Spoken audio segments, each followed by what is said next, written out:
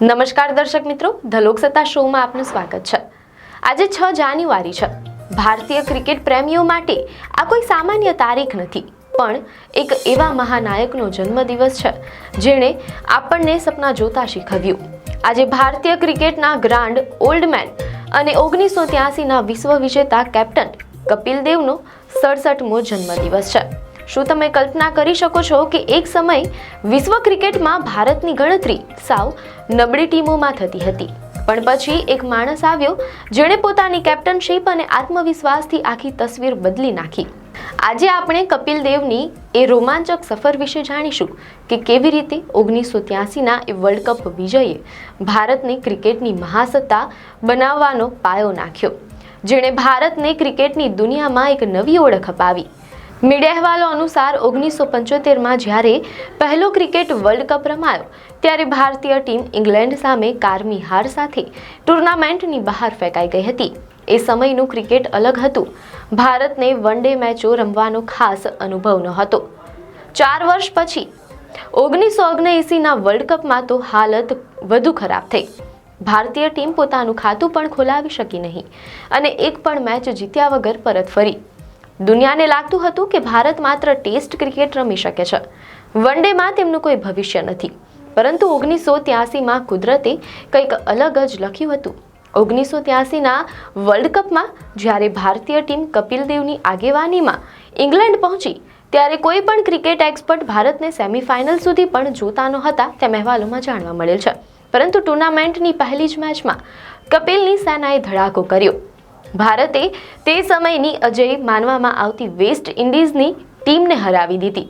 આ એ West Indies હતી જેણે અગાઉના બંને વર્લ્ડ કપ જીત્યા હતા। આ એક જીતે ભારતીય ખેલાડીઓના મનમાં વિશ્વાસ જગાડ્યો કે જો આપણે વિશ્વ ચેમ્પિયનને હરાવી શકીએ તો આપણે કપ પણ જીતી શકીએ છીએ। અહીંથી ભારતની વિજય કૂચ શરૂ થઈ હતી। ઝિમ્બાબ્વે સામેની એ મેચ ભારત ક્યારેય ભૂલી શકશે નહીં। મીડિયા અહેવાલો અનુસાર ભારતની 5 વિકેટ માત્ર 17 રનમાં પડી ગઈ હતી અને આખી ટીમ પેવેલિયન ભેગી થવાની અણી પર હતી। એ સમયે કપિલ દેવ મેદાનમાં ઉતર્યા અને જે થયું તે ઇતિહાસ બની ગયો। કપિલ દેવે અણનમ 175 રનની ઇનિંગ રમી, જે વન ડે ઇતિહાસમાં કોઈ પણ ભારતીય દ્વારા ફટકારવામાં આવેલી પ્રથમ સદી હતી। જે લોકોએ સ્ટેડિયમમાં તે જોઈ હતી તેઓ આજે પણ તેને વન ડે ઇતિહાસની સર્વશ્રેષ્ઠ ઇનિંગ માને છે। આ ઇનિંગે જ ભારતને સેમીફાઇનલ સુધી પહોંચાડ્યું હતું।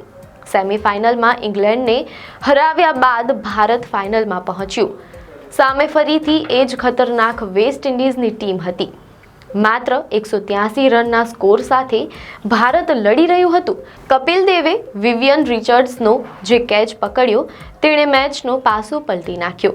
લોર્ડ્સની બાલ્કનીમાં જ્યારે કપિલ દેવે વર્લ્ડ કપની ટ્રોફી હાથમાં ઉઠાવી ત્યારે માત્ર એક ટુર્નામેન્ટ પૂરી નહોતી થઈ, પણ ભારતમાં ક્રિકેટના એક નવા યુગનો જન્મ થયો હતો। આ જીત પછી જ ભારતના દરેક ગલી મહોલ્લામાં બેટ બોલ દેખાવા લાગ્યા અને સચિન તેંડુલકર જેવા ભાવિ સ્ટાર્સને ક્રિકેટર બનવાની પ્રેરણા મળી। કપિલ દેવ માત્ર એક સારા કેપ્ટન જ નહીં, પણ એક અદ્ભુત ઓલરાઉન્ડર હતા।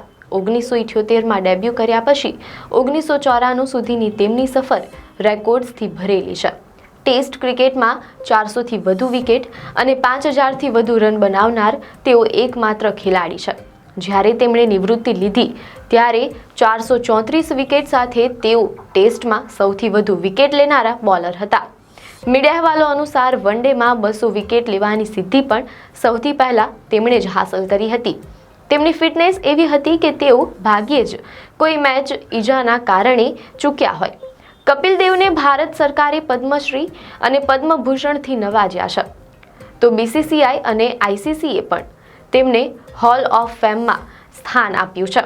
આજે તેઓ 67 વર્ષના થયા છે।